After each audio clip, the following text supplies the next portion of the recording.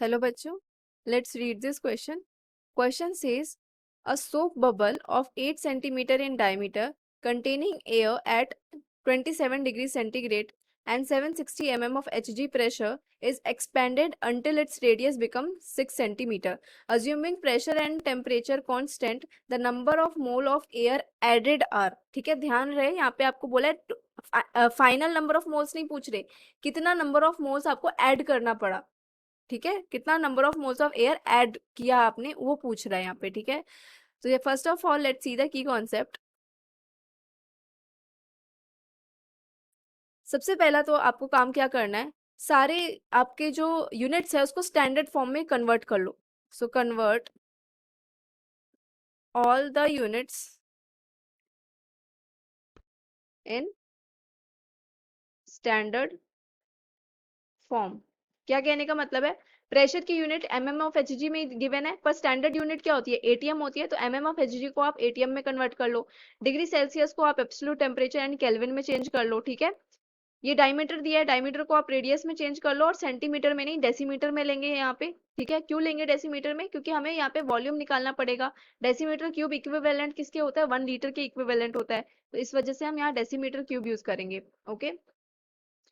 दूसरा, according to ideal gas equation we can write PV is equals to nRT, where P is the pressure, V is volume, N is number of moles, R is universal gas constant and T is absolute temperature.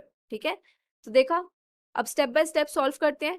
आपको pressure कितना given है, pressure given है 760 mm of Hg.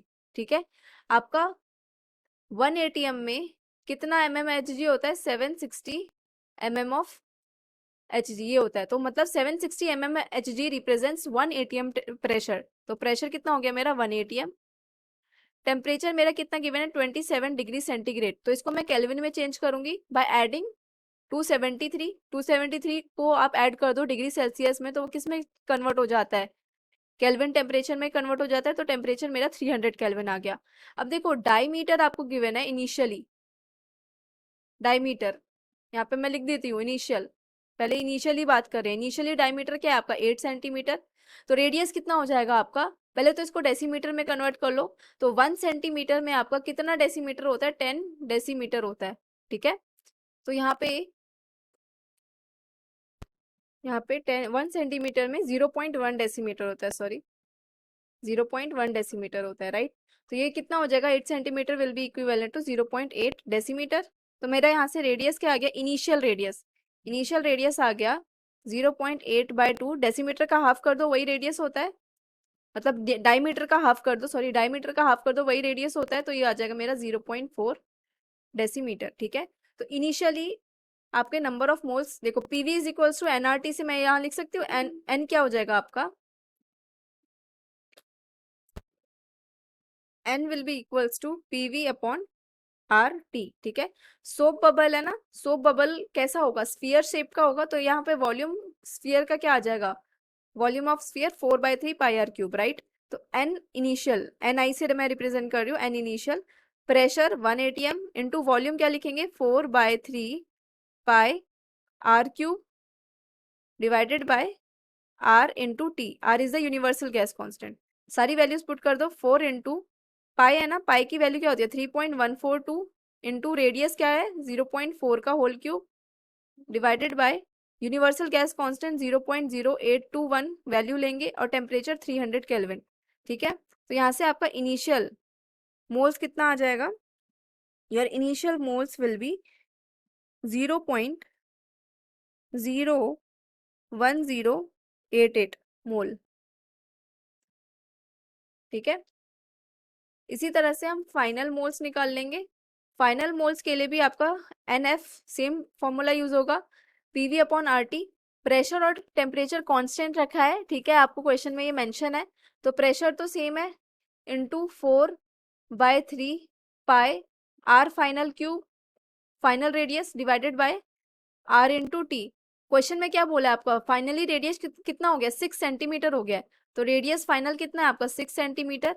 6 centimetre यानी कि 0.6 decimetre cube हो जाएगा. तो values put करो, n final will be equals to 1 into 4 into 3.142 into 0.6 का whole cube divided by R 0.0821 into temperature 300 kelvin. ठीक है, तो ये जब आपने सॉल्व किया तो फाइनल मोल्स कितना आ जाएगा आपका 0.03673 मोल। ठीक है, ये तो आपका फाइनल मोल आ गया। ऐड कितना किया आपने, ऐड करने के लिए आपको चेंज इन मोल्स निकालना पड़ेगा, तभी आप कैसे पता करते हो कितना ऐड किया। एक नंबर को दूसरे फाइनल वाले वैल्यू को इनिशियल से माइनस करोगे तो पता चल जाएगा कितना आपने ऐड किया। तो final moles minus initial moles कर दो, तो ये हो जाएगा 0.03673 माइनस 0.01088। तो यहाँ से चेंज इन मोल्स कितना आया आपका 0.02585। ठीक है, दैट इज इक्विवेलेंट टू 2.585 इंटू 10⁻⁻² मोल्स। इतना मोल्स आपने क्या किया, इतना मोल्स ऑफ एयर ऐड किया ताकि वो एक्सपेंशन हो सके। Hope you understood it well. Best of luck.